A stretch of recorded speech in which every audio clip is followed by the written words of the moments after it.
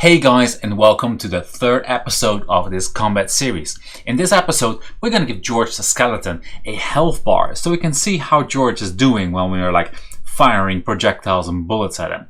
So yeah, let's get started on that. Do you want to learn how to make and design games, or maybe you want to learn how Godot works? Then subscribe to this channel and don't forget to hit that bell icon and turn on your notifications to make sure you don't miss a thing.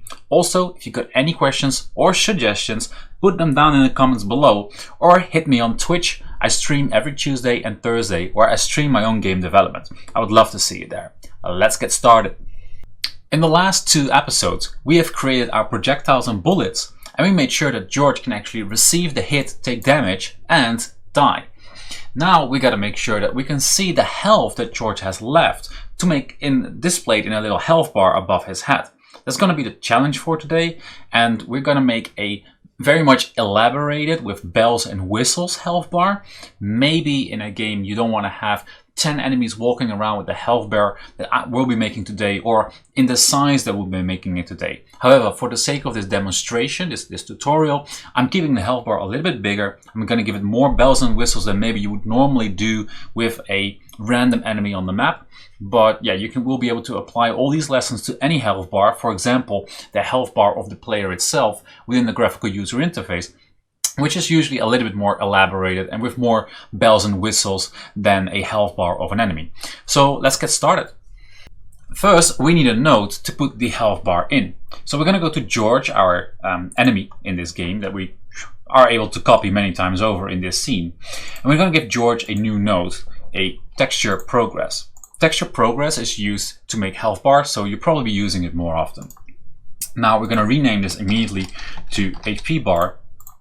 And we have to set the size that it should have. I'm going to go with 80 pixels wide by 10 pixels high. And I'm going to resize this by pressing this button here. Make sure that you set the minimum size. That's actually much easier than to set this as by default. Then we're also setting the position at -40 to make sure that the health bar is nicely on top George's head. Now, to make a health bar, you need to understand the three textures that a TextureProgress node can have. These textures are under, over, and progress. I'm going to explain all three of them because all three of them are really important to understand what's going on. We're going to start with the progress.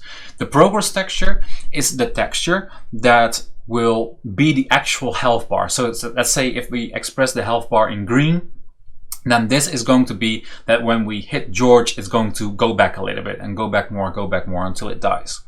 Now, when the progress texture is basically retreating, when health becomes smaller, then it will expose something behind it. What's being exposed is the under texture. You can leave this empty. In that case, what will be exposed is the actual game world. But if you want to ensure that there is a good contrast in color between the progress texture and the background so that you can see the health clearly, in that case, and that's usually the case, you want to set the under texture to have like a nice dark gray background, usually the preferred color, to make sure there's a good contrast and you can see what's actually going on.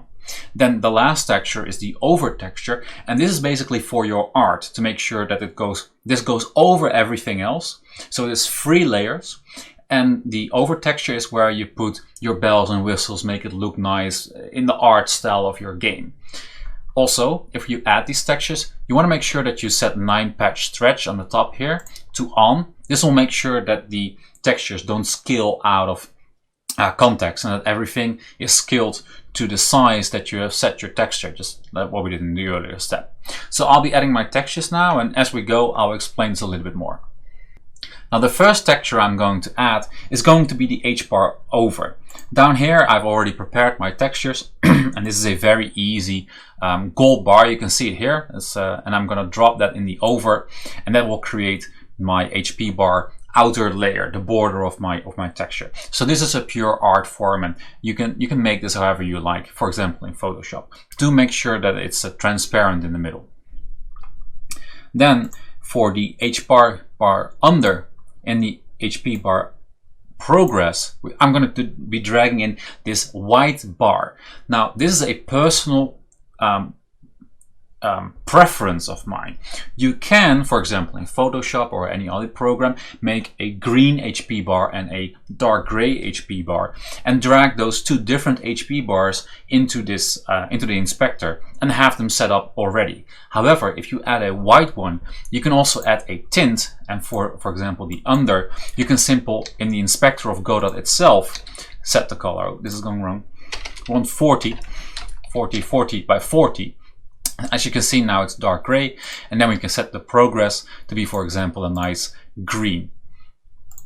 Now, as we do this, we can set the value down here in the inspector. This value is the value between the min and the max of how much it should be filled. By default, when you load a TextureProgress into Godot, the min and max value are 0 and 100, and that's exactly what we want because we're going to be expressing George, his health, in a percentage, so it needs to be between 0 and 100. So if I set this value to 75, you'll see that the health bar is for 75% filled, and as you can see, the green contrasts nicely with the dark gray background, and it all goes within the border of the over texture that we have made. So we already have a basic health bar right here. It's just not functional yet with George's actual HP. So let's make sure that happens now. Now, to set the value of the HP bar while we're in the game, we're going to go to George's script. And in the last episode, episode number 2, I'll put a link up there, we created this hit function which deducts the damage of the ice spear that we're firing at George from his current HP. Now, as soon as we have done that, we basically want to, before we verify if it's dead, we want to be setting the HP within the HP bar. To do that, we get the node HPBar, so that's the TextureProgress we just made. And we set the value that we have just set to 75. Now, there's a few things in here. When we are making a percentage, the first thing we have to do is we have to divide the current HP divided by the max HP. This gives us a 0 point and then, for example, 75 in case of 75%. And to make that 75, we multiply it by 100. So you get a value from this calculation that is lower than 1. It's between 0 and 1, basically. However, an integer will always be either 0 or 1. An integer cannot have a decimal value. Therefore, when we first change one of the input values to a float is a number type that can have a decimal value, and by just changing one of these, so in this case current HP, immediately the outcome of this calculation is going to be a float as well. So you don't have to set both values to float, you only have to set one value to float. We could have done max HP as well. I've chosen current HP. So by making it a float first, we get the decimal value, we multiply that by 100, and then we make it an integer again, because the value of the HP bar expects an integer. We cannot put a float in there. So this looks a little bit counterintuitive to make an integer of that what you make a float, but that's actually how the calculation works properly within the different variable types within Godot. So we make this calculation and we set that to the HP bar. Now, just to make sure that everything goes well, by default when the game is loaded, I'm going to set the value to 100. And when we play the game, we now should be able to see George's health go down within the HP bar. So I'm quickly going to run over George. You can see the HP bar in the game.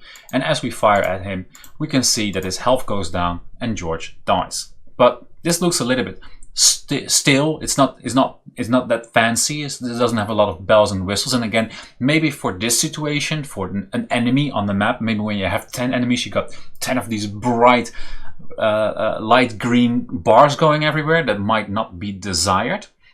So keep in mind that I'm making this HP bar look very nice, but that's maybe not what you want in terms of an aesthetic view of your game. But still, you will be able to apply each of these lessons to any HP bar that you're going to make in the future, whether that's for the graphical user interface of your own player or when it is for an enemy. So I hope with these lessons you'll be able to make any HP bar in the future and just reduce the amount of options that I'm teaching you in this tutorial if you just want a simple one for example, an enemy like George.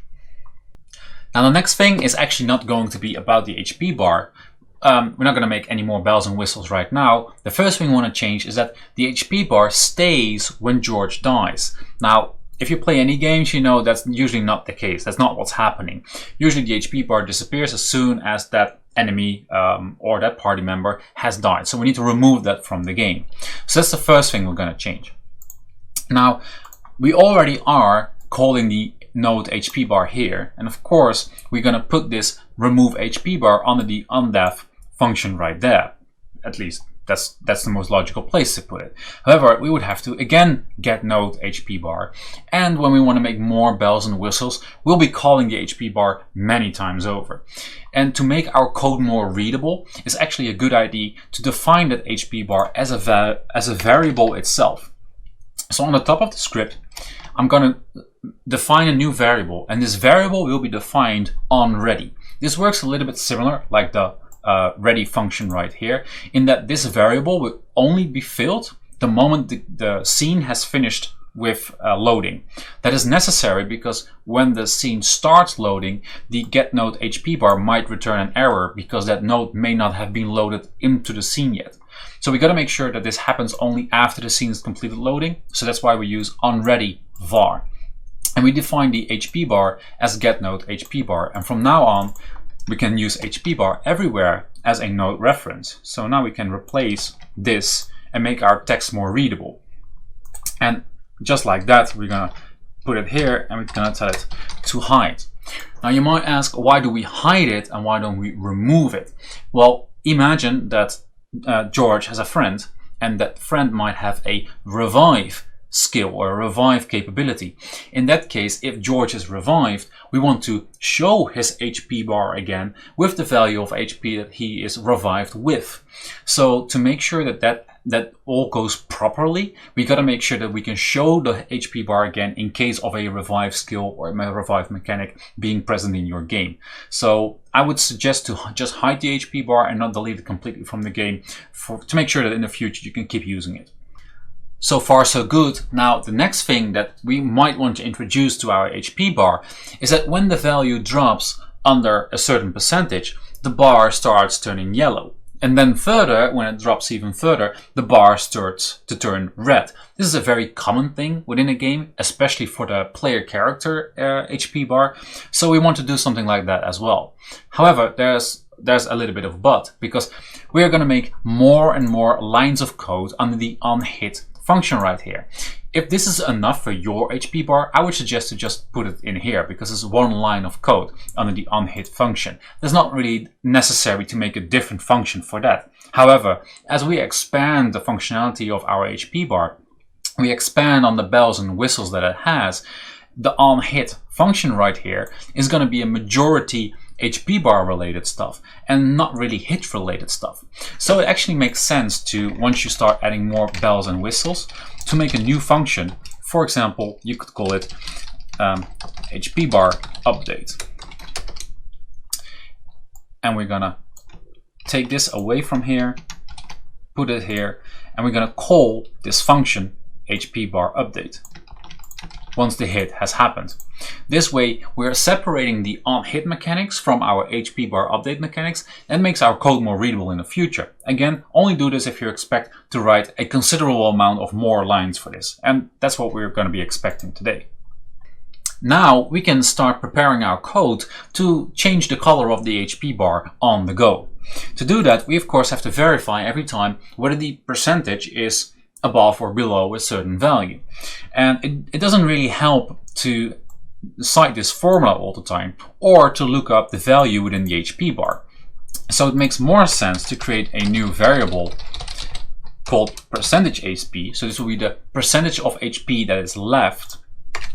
And we're going to be defining that on the top, down here, as this formula. And of course, that means that we can set the HP bar value equal to percentage HP. So now we have a variable that we can very easily reference. So let's paste in the code. The code is pretty easy, pretty straightforward. Oh, there's a little bit of too much indentation here. Let me quickly fix that. So if the percentage of HP is more than 60 or equal to 60, then it's going to take the HP bar. So that's the reference to the node we have defined on the top there. And it's going to set the tint of the progress bar, so that will be this tint right here, that's now currently green, to a color, and that color is green. I've looked up the color that I want, and I've copy pasted the exact color code, and I'm leaving these color codes with a small notation on the back here, so I always have access to them, and I know that 144 or 114 is actually green, and I know that this is orange, and I know that this is red. Like, if you wouldn't put a notation behind it, you would never really know unless you look at the exact line of code and verify, like, okay, yeah, well, that should be red. It's easy to just make sure you have like a small notation there. So with verify, if it's 60 or equal to 60, more than 60 or equal to 60, we're going to set the tint to green. If it's between 60 and 25, we set it to orange, and else we set it to red. Now, of course, you can fiddle around with these values yourself. If you say, look, I want my bar to be orange at 75 and lower, then just change these 60s to 75 and you're all set. So with this done, we should be able to see George, the HPBar, change color, and of course we've also made sure that the HPBar disappears when he dies, and that's exactly what happens. Now what you can do more is, now the HP is going down in chunks. You know, as soon as we hit him, a chunk is being taken off, and as soon as we hit him again, a chunk is taken off. We could make that the value is not taken off in a split second, but it tweens up to the next point and to the next point to the next point in a smooth motion, like a transition. You can do that with a tween node, and that's what we're going to be doing in the next part. So to add the tween, we're going to go to the HPBar, and we add a node as a child of the HPBar. It's not like very much necessary to add it as a child to the HPBar, but I like to add my tweens to the node that is actually going to be changing something off. Like, it's a good possibility that this character might have even more tweens in the future, and then all your tweens are not properly laid out in your node structure.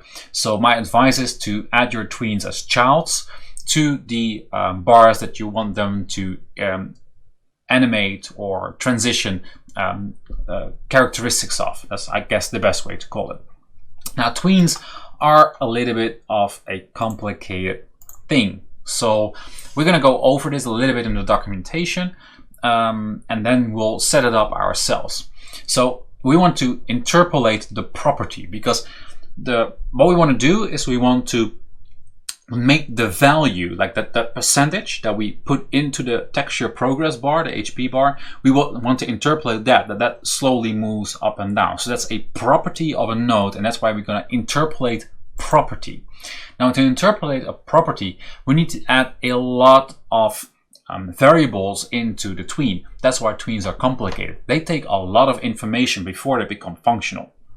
So the first thing we have to do is we have to add the object. So that's a node reference to which node owns the property that needs to be changed.